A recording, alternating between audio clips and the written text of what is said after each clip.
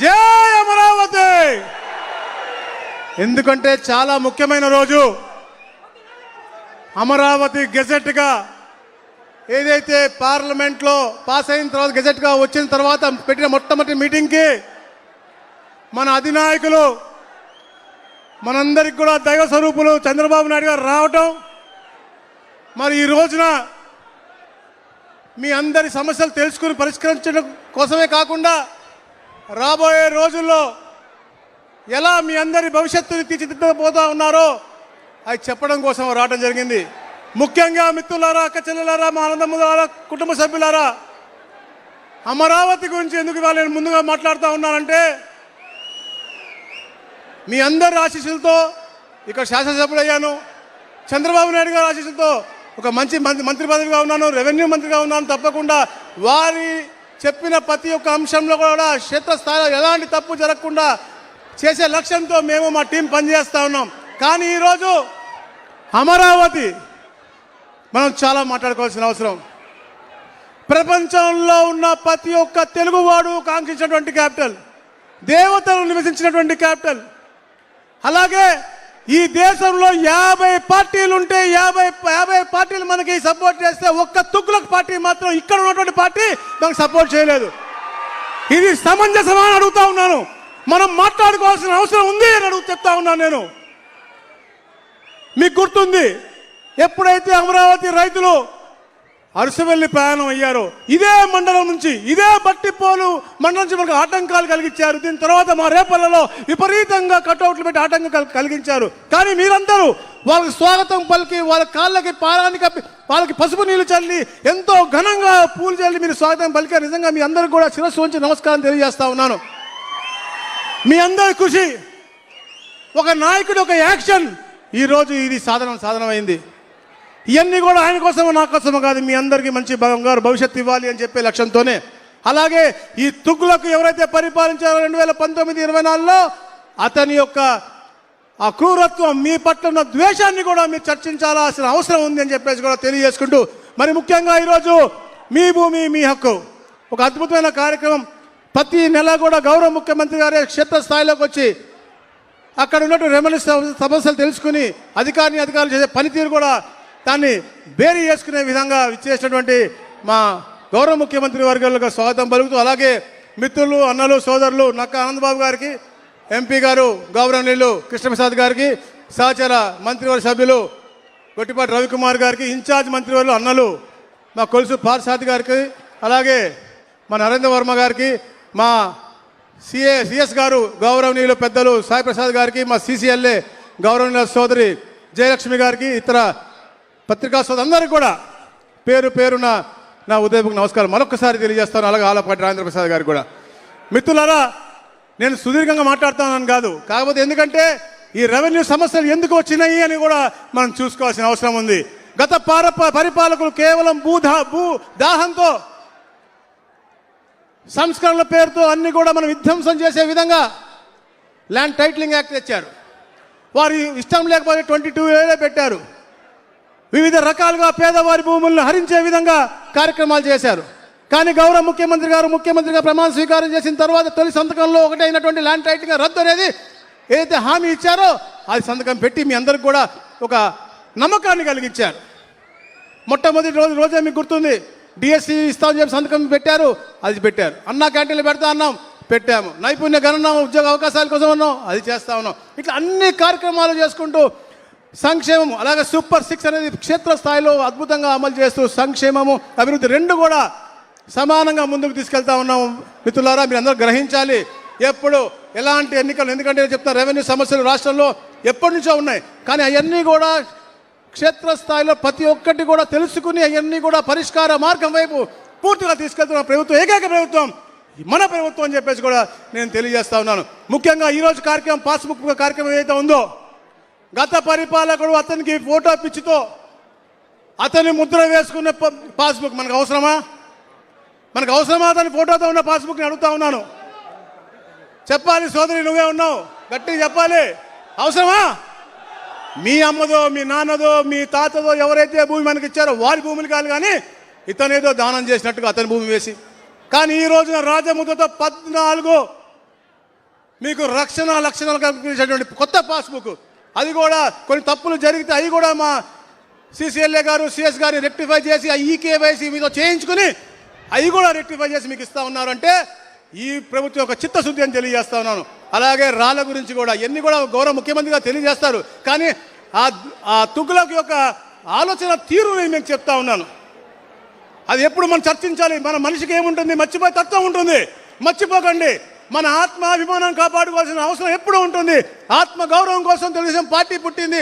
ఆత్మాభిమానం కోసం మనందరం ఎప్పుడు దానికి అండగా ఉండాలి. మన ఆత్మాభిమానం కాపాడుకోవాలంటే ఏ ఎన్నికొచ్చినా ఈ కూటమి ప్రభుత్వాన్ని గెలిపించాలి. చంద్రబాబు నాయుడు గారి దాన్ని ఎప్పుడు బలోపేతం చేయాలి. లోకేష్ గారి ఆలోచన అయితే ఈ దేశంలో పెట్టుబడులు తన్నుకుంటూ వస్తూ ఉన్నాయి అంటే అది వారి యొక్క ఆలోచన. అలాగే గౌరవ డిప్యూటీ సీఎం అంటే పవన్ కళ్యాణ్ గారి యొక్క మంచితనం, వారి యొక్క ఆలోచన. కేంద్రం నుంచి కూడా మోడీ గారి ఆశీస్సులు. ఇట్లా ఇవన్నీ కూడా మీరు బేరు చేసుకుని ఎప్పుడు ఇక్కడ మా ఆనందనని, మా MP గారిని, అలాగే రాష్ట్రంలో ఎక్కడ ఏ ఎలక్షన్ జరిగినా కూడా ఆ తుగ్లక్ పార్టీని భూస్థాపితం చేయాల్సిన అవసరం ఉందని చెప్పేసి మరీ తెలియజేసుకుంటూ జై అమరావతి. ఈ మీ అరుపు ఢిల్లీలో మనకు సపోర్ట్ చేసిన ప్రతి ఒక్కరికి కూడా థ్యాంక్స్ గా వెళ్ళాలి. జై Amaravati. Thank you India for giving peoples capital Amaravati. Thank you. చాలా ధన్యవాదములు సార్. రెవెన్యూ శాఖ మార్చులుగా ఉంటూ మన జిల్లాలో ఈ కార్యక్రమం జరగడం మరీ విశేషం. ఇప్పుడు గౌరవనీయులు స్థానిక శాసనసభ్యులు శ్రీ నక్కా ఆనందబాబు గారిని మాట్లాడమని కోరుతున్నాను.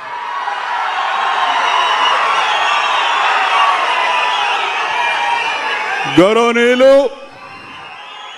పూజ్యులు, పెద్దలు, రాష్ట్ర ముఖ్యమంత్రి వర్యులు నారా చంద్రబాబు నాయుడు గారికి, విచ్చేసిన ప్రజానీకానికి, వేదిక మీద ఉన్న గౌరవ మంత్రివర్యులు అనగాని సత్యప్రసాద్ గారికి, కొలుసు పార్థసారథి గారికి, గొట్టిపాటి రవికుమార్ గారికి, గౌరవ పార్లమెంట్ సభ్యులు తెన్నేటి కృష్ణప్రసాద్ గారికి, ఎమ్మెల్సీ ఆలపాటి రాజేంద్ర ప్రసాద్ గారికి, ఎమ్మెల్యే నరేంద్ర వర్మ గారికి, వేదిక మీద ఉన్న అధికారులు CS గారు సాయిప్రసాద్ గారు, కలెక్టర్ గారు వినోద్ గారు, జేసీ గారు, అదేవిధంగా రైతు మిత్రులు ఇద్దరున్నారు, వారికి, CCLA సెక్రటరీ జయలక్ష్మి గారు, ఇంకా ఇతర అధికారులు, అనధికారులు, సోదరిమణులు, పాత్రికేయ మిత్రులందరూ కూడా హృదయపూర్వక నమస్కారం. మన నియోజకవర్గ ప్రజలందరి తరపున హృదయపూర్వక స్వాగతం ముఖ్యమంత్రి గారికి పలుకుతా ఉన్నాను. చాలా సంతోషం. ఇప్పుడే రెవెన్యూ మంత్రి గారు చెప్పినట్టుగా అమరావతి చట్టబద్ధత ఏర్పడి గజెట్ ఏర్పడ్డాక మొట్టమొదటిసారిగా మన నియోజకవర్గంలో ఈ కార్యక్రమానికి రావడం మనందరూ కూడా ఎంతో సంతోషకరమైన విషయం అని చెప్పి మీకు తెలియజేస్తా ఉన్నా. ఇక ఆ సబ్జెక్ట్ కానీ రెవెన్యూ సబ్జెక్ట్ మీ భూమి మీ హక్కు కార్యక్రమానికి గౌరవ ముఖ్యమంత్రి గారు ఇచ్చేశారు. ఆ అంశాలు అన్ని కూడా రెవెన్యూ మంత్రి గారు, ముఖ్యమంత్రి గారు మీకు వివరిస్తారు. ప్రధానంగా ఈ 22 నెలల పరిపాలనలో ముఖ్యమంత్రి గారు నారా చంద్రబాబు నాయుడు గారి నాయకత్వంలో కూటమి ప్రభుత్వం పనిచేస్తున్నటువంటి తీరు మీరందరూ ఒకసారి ఆలోచన చేయండి.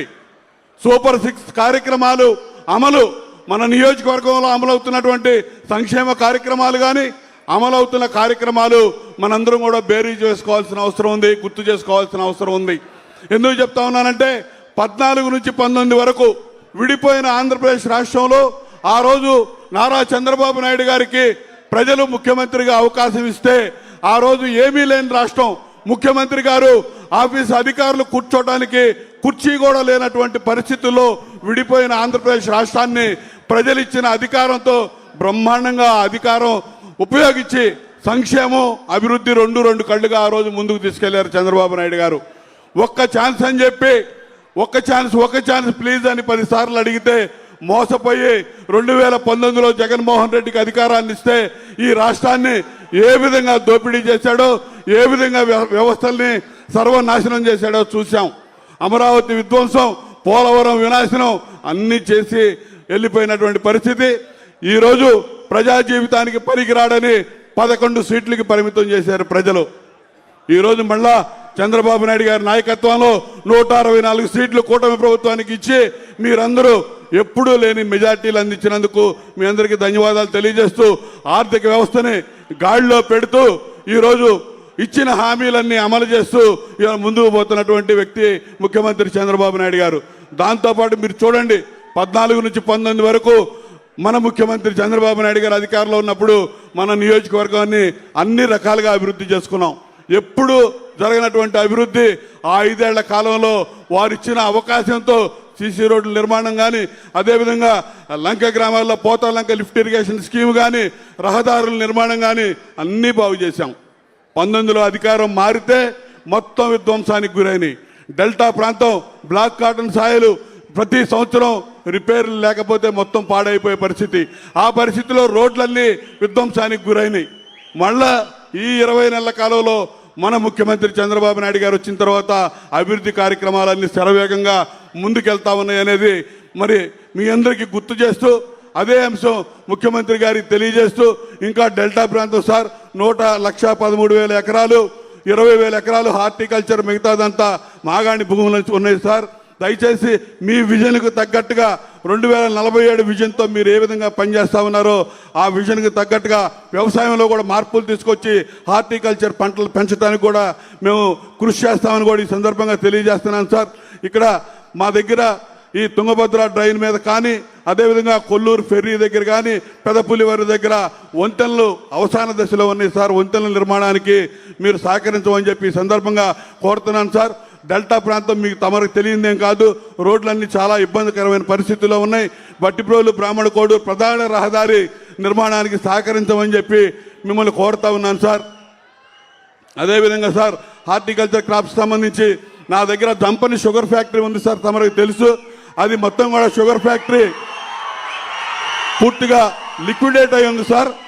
దానికి సంబంధించి 77 ఎకరాలు ల్యాండ్ ఉంది సార్.